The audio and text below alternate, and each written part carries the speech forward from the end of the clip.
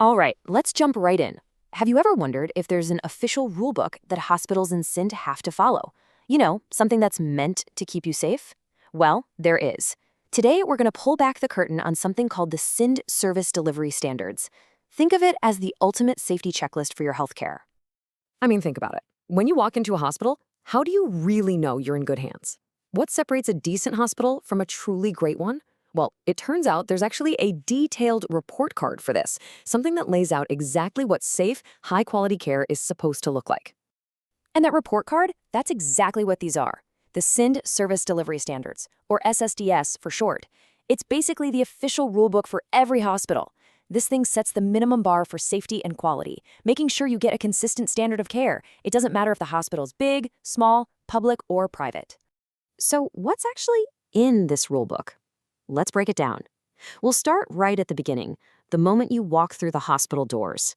Because the SSDA lays out some really specific rights that you have as a patient. And let me tell you, these are non-negotiable. Okay, first up, your right to information.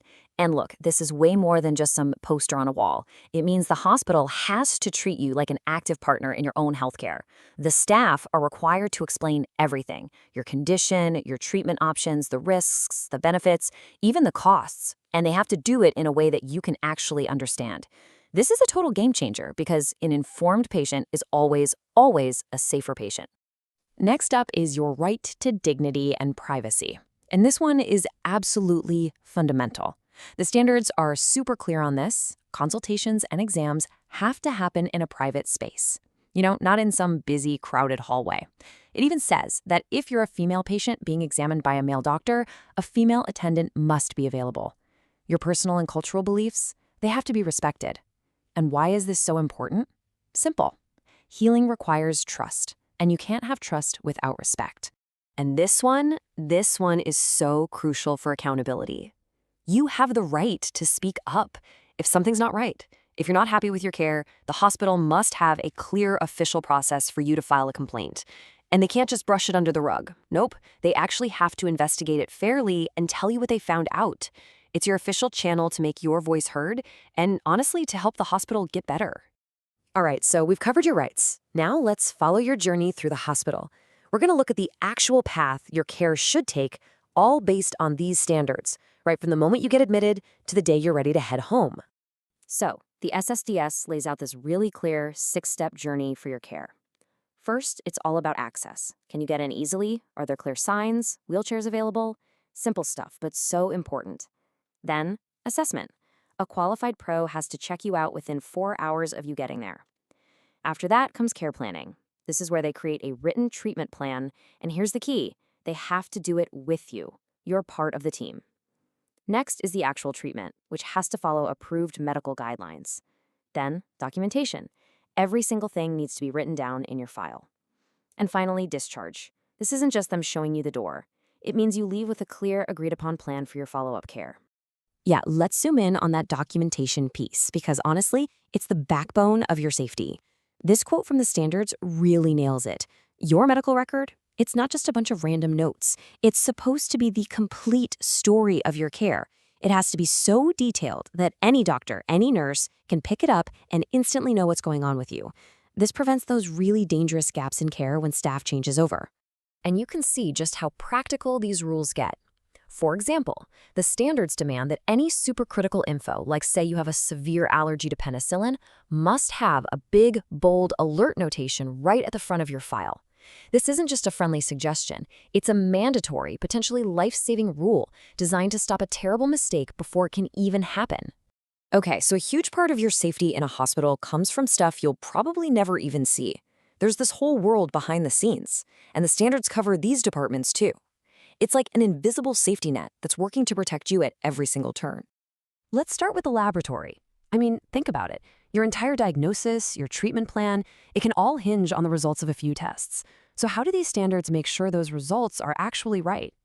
Well, for starters, the SSDS requires that the lab is run by a qualified pathologist or scientist, an expert.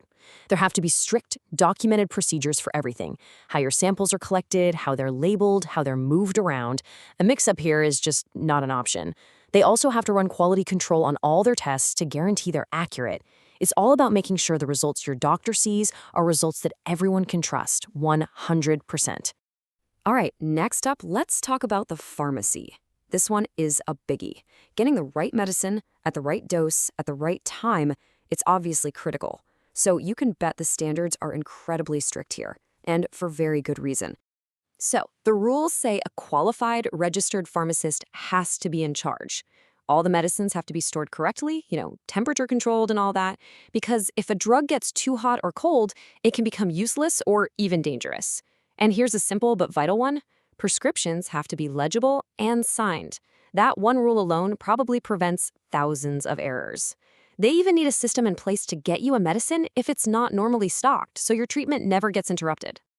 Okay, let's talk about one of the biggest risks in any hospital. Infections. The kind you get after you've been admitted.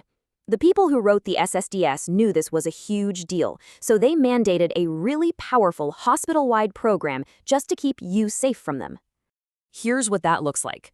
Every single hospital has to have a dedicated infection control committee. It's not optional. This means all staff get mandatory training on proper hand washing, which is still the #1 way to stop germs from spreading. It means things like gloves, gowns, and masks have to be available and used correctly.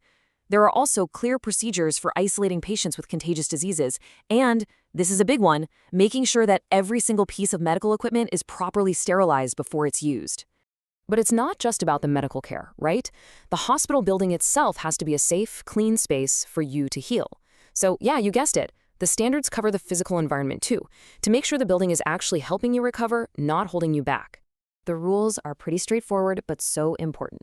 Your environment has to be clean. We're talking rigorous sanitation from the floors to the beds. It has to be safe. The hospital must have a fire safety and emergency plan that they actually test. It has to be orderly. That means keeping hallways clear, and that's not just about being tidy. It's so a medical team can rush to an emergency without tripping over something. And finally, it has to be secure, with measures in place to protect you and your belongings. So after hearing all this, you might be wondering, why so many rules?